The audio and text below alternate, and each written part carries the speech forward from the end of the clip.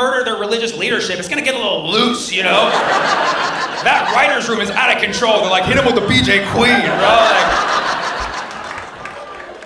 And then they're like making fun of us. They're like, you thought our rockets only reached 2,000 kilometers? Haha. And they're like showing it traveling across the ocean. You're like, oh, fuck. They're like, we got range. It's like, yeah, you actually do, talent-wise, too. And then they show like the AI imagery of like the missiles hitting places in the United States. Okay, and this is disgusting that they use AI. Like, support local artists. You know what I mean?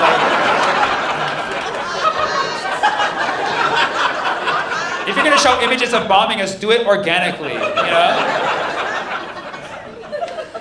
No, obviously it's a little terrifying, but it's also funny.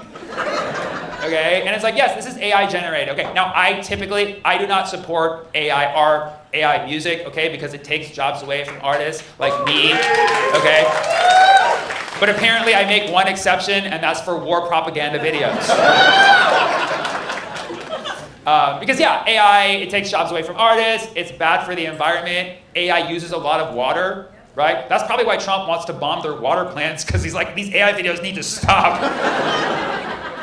This is how war is fought in 2026. AI music videos.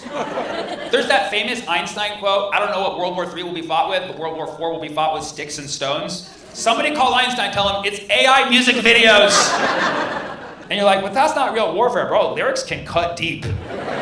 Sticks and stones may break my bones, but words hurt like a motherfucker. You know, and I think they're feeling it. I think Pete saw that video. He's been silent this whole weekend.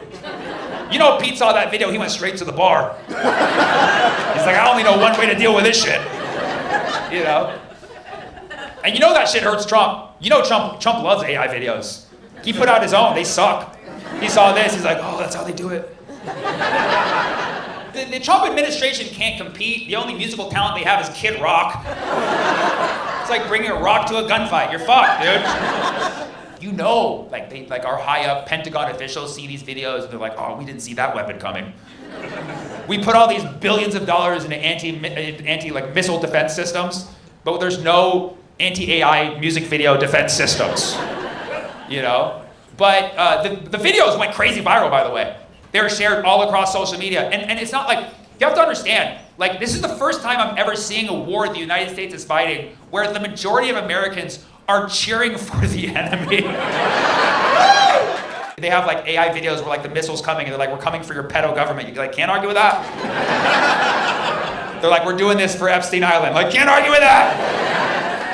You know, when Iran's AI music videos are winning over the American public, you're losing the war, okay?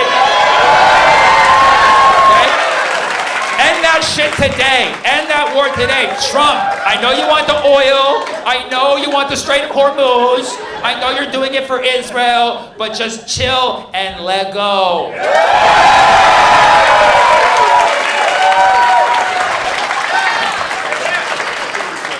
Good.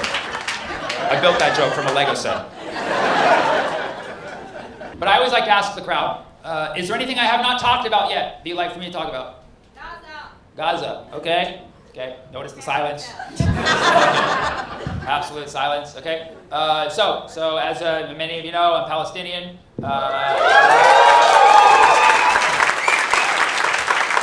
There's been a genocide going on in Palestine for, I would say, almost 100 years now, if you start the clock at the right time. And you know, this whole thing, you know, I'm not going to use the word bittersweet because what happened in the last 3 years is absolutely horrendous. But as a Palestinian, you know this and you feel this intuitively, that the thing that we've known about for years, the things we've been screaming about for years, are finally now mainstream information for the average American. Yeah. And obviously this happened, through great tragedy and watching the horrors going on in Gaza, but also the people who stood up and used their voices at the right time and have not stopped and will continue to do so. It made a fucking difference because people are now waking the fuck up. And now, we are at the final stage. We are at the final stage because what was happening in Palestine was essentially a fire. It was started about 100 years ago. And it started as like a very small fire and it would like flare up at times, and then it would die down and be like, everything back to normal, you know? And then it would flare up, and then in Gaza a couple years ago, all of a sudden exploded fire, just like a big fire. And then like everybody's saying, who's like, stop the fire, cease the fire, right? But our government was like, no, let's just like put a lid on it, see what happens, and that's what they did. They're still trying to keep this genocide going slowly, so we don't know. It's happening in Gaza. It's happening in the West Bank. It's happening in Lebanon. It's happening in Lebanon, and now it is technically starting to happen in Iran. Okay, and that's not where they're going to stop. Okay, look at the map of Greater Israel. It includes Antarctica. Okay, so what I'm saying, yes, Antarctica. The ice was promised. These ice sheets. But what you have now, what I'm calling World War III, because I think it's a disservice to not call this World War III and not treat it like the fucking calamity and existential crisis that it is if we fucking continue to let it happen. This is the continuation of what started in Palestine. And it's now a moment of humanity. It's now a moment of humanity. Like, what side are you on? Good and evil. And it doesn't have to be about states and lines and boundaries. It is literally about good versus evil. Do you want to continue this thirst for blood just to make a few people profit at the very top? Because that's exactly what it fucking is. Or do you fucking use your humanity, find that humanity inside you, and say, stop this shit, and it needs to stop. And you know what taught us that? Gaza taught us that. Gaza taught us that.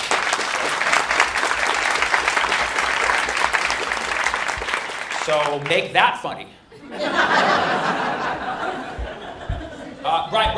Brighter news. Obviously, the genocide in Gaza is still ongoing, but it's not, as intense as it was like 6 months ago. Some people were able to go back to their homes. I have a family who I take care of who lives there. They have not been able to go back to their home. But good news, my brother got accepted into the biggest university in Gaza, the number one university. Okay, truthfully, it might be the only university, but he's going to be an engineer. He's going to do what I couldn't do, okay? He's going to do what you couldn't do. I'm just kidding. Trying to pick on your English teacher, okay? So yeah, there are little good things happening, and you have to appreciate that. But you have to remember that Gaza taught the world. Gaza taught the world that until Palestine is free, none of us will be free.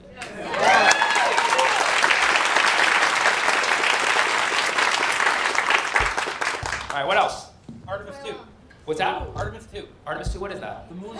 Oh, the moon landing. Yeah, they're gonna go to the moon, right? They're not landing this mission, but they're going there doing a lap. A loop? Oh, like we did with the United flight. Oh, this is scary. They're like, our holding patterns expired. We gotta go to Mars. That's what it felt like going to Des Moines or Cedar Rapids, same shit.